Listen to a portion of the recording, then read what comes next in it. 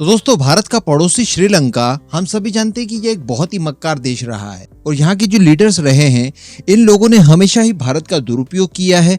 जब जरूरत पड़ती है तब ये भारत के पास आते हैं और जब जरूरत खत्म हो जाती है तब ये अपनी पर्सनल वेल्थ को बढ़ाने के लिए चाइना की गोदी में जा बैठते हैं। और इन्होंने पास्ट में ऐसे कई सारे काम किए हैं जो कि भारत विरोधी थे, इवन शत्रुतापूर्ण थे, जिसमें चाइना के स्पाई वेसल को अपने यहाँ पर डॉक करवाना हो या पाकिस्तान के नेवल वेसल को अपने पोर्ट के ऊपर डॉक करवाना हो, ये सारी गतिविधियां श्रीलंका पास्ट में भारत के लिए कर चुका है। लेकिन फिर इनके यहाँ पर आर्थिक क्राइसिस आते हैं और आर्थिक क्राइसिस के दौरान भारत इनके लिए एक मसीहा का रोल प्ले करता है। इन्हें $4 बिलियन से ज्यादा की मदद देना हो तो वो भारत करता है, इनके पोर्ट्स को डेवलप करना हो तो वो भारत करता है, इनके लोन का सेटलमेंट करवाना हो तो वो भारत करता है, IMF से इन्हें लोन दिलवाना हो तो वो भारत करता है। कल ही मैंने आपको वीडियो बनाकर बताया था कि चाइना ने झांसा देकर इन्हें जो सबसे खराब एयरपोर्ट तैयार करवाया है, एक ऐसी जगह एयरपोर्ट तैयार करवा दिया और बिलियंस ऑफ डॉलर्स खर्च करवा दिए श्रीलंका के, जहां से कुछ भी उनको अर्निंग होती ही नहीं है। उस एयरपोर्ट को भी अब भारत एक्वायर करने जा रहा है और उसके साथ साथ 2 अन्य एयरपोर्ट भी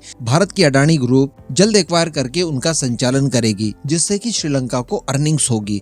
इसके साथ साथ भारत 2025 से इन्हें LNG भी सप्लाई करेगा। LNG इंपोर्ट करने के लिए प्रॉपर वहां पर फ्लोटिंग स्टोरेज भी तैयार करवाए जा रहे हैं भारत के द्वारा, जो कि कोलंबो पोर्ट पर होंगे। कोलंबो पोर्ट को भी भारत ने जापान के साथ मिलकर तैयार किया है। कई सारी भारतीय कंपनियां जापानीज कंपनियों के साथ मिलकर श्रीलंका का उद्धार कर रही है। इसके अलावा खाद्यान्न हो, मेडिसिन हो, ये सारी कुछ चीजें भारत श्रीलंका को प्रोवाइड करवा रहा है। अब इसके ऊपर दरअसल श्रीलंका की तरफ से ऑफिशियल बयान निकल कर आया है और श्रीलंका के द्वारा डायरेक्टली चीन के चाटुकार मालदीव को आईना दिखाते हुए कुछ कहा है। जो कहा है वो मैं आगे आपको बताने जा रहा हूँ, लेकिन इसका मतलब यही होता है कि देखिए, हिंद महासागर वाले इलाके में भारत सबका बाप है और ऐसी परिस्थिति में भारत के साथ उलझना बिल्कुल भी फायदे का सौदा नहीं हो सकता। अगर आप भी हमारी तरह कहीं पर अटक गए तो निकलने के लिए एकमात्र ऑप्शन भारत होगा या फिर आपकी स्थिति बिल्कुल पाकिस्तान की तरह हो जाएगी। दरअसल श्रीलंका के राष्ट्रपति रानिल विक्रमसिंघे द्वारा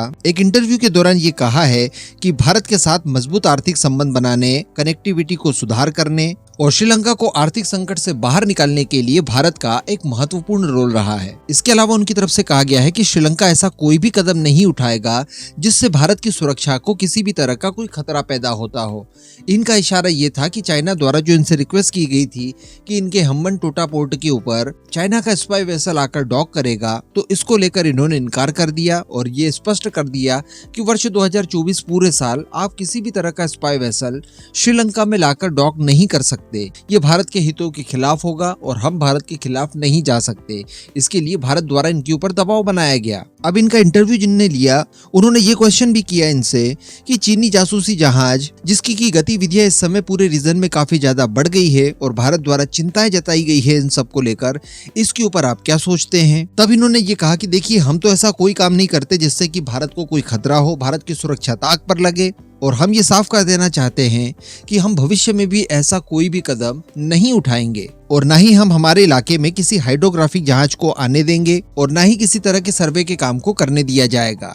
और मैं आपको बता दूं कि ये सारे कुछ इशारे उनके मालदीव की तरफ थे, क्योंकि जैसे श्रीलंका की तरफ से चाइना को जब इनकार कर दिया गया इन सारे कामों के लिए, तो चाइना द्वारा श्रीलंका को छोड़ते हुए मालदीव के साथ ये सारे काम किए जा रहे हैं। हम सभी जानते हैं कि मोहम्मद मोइजू की गवर्नमेंट द्वारा चाइना को ये परमिशन दे दी गई है कि वो माले के पास बने पोर्ट के ऊपर अपना जासूसी जहाज डॉक करवा सकता है और साथ ही हाइड्रोग्राफिक सर्वे वगैरह के काम भी पूरे रीजन में करवा सकता है। अब ये परिस्थिति भारत के लिए काफी ज्यादा विकराल थी, तो इन सब को लेकर भी अब श्रीलंका द्वारा चिंताएं जाहिर की गई है। हालांकि इंटरव्यू के अगले सेगमेंट में रानिल विक्रमसिंघे द्वारा कुछ हद तक सफाई भी देने की कोशिश की गई। उन्होंने आगे ये कहा कि देखिए, श्रीलंका के अंदर न केवल चाइना के जहाज बल्कि जापानीज जहाज और भारत के जहाज भी आते जाते रहे हैं। इसके साथ साथ आगे उन्होंने ये भी कहा कि देखिए, चीन ने कभी भी भारत और श्रीलंका के बीच में दरारें पैदा करने की कोशिश तो नहीं की है और श्रीलंका हमेशा ही भारत के साथ मिलकर काम करना चाहता है। अब ऐसा कहना उनकी मजबूरी भी थी। हम समझ ही सकते हैं कि चाइना का बहुत भारी भरकम कर्ज अभी भी श्रीलंका के ऊपर है और श्रीलंका को अभी भी चाइना के फंदे से बाहर निकलने में एक लंबे समय तक वेट करना पड़ेगा, अच्छी आर्थिक सुधार करने पड़ेंगे। उसके बाद ही कहीं जाकर यह संभव हो पाएगा कि श्रीलंका चाइना के बंधनों से मुक्त हो। लेकिन फिलहाल उसे भी बैलेंस बनाकर रखना पड़ेगा, ये उसकी भी मजबूरी है। लेकिन उसका जो पलड़ा है वो भारत की तरफ झुकते हुए साफ दिखाई दे रहा है। तो खैर अब श्रीलंका के राष्ट्रपति द्वारा ये जो समझाइश दी गई है मालदीव को, इसके ऊपर इम्प्लीमेंट करने की जिम्मेदारी तो मालदीव की है, वहाँ की मौजूदा गवर्नमेंट की है। उनके ऊपर निर्भर करता है कि क्या वो लगातार इसी तरह से चाइना के फंदे में फंसकर अगला श्रीलंका या पाकिस्तान बनना चाहते हैं, या फिर भारत के साथ अच्छे संबंध बनाकर अपने देश की संप्रभुता को बचाना चाहते हैं। वैसे बहुत मुश्किल होगा ये कहना कि श्रीलंका की समझाइश के बाद मालदीव मान जाएगा और चाइना के फंदे में फंसने से वो बच जाएगा, क्योंकि ऐसा संभव नहीं दिखाई दे रहा है। जो मौजूदा गवर्नमेंट है मालदीव के अंदर, वो इस बात की शपथ लेकर आई है कि वो चाइना के साथ हर हाल में वफादारी करते हुए भारत के खिलाफ काम करेगी ही करेगी।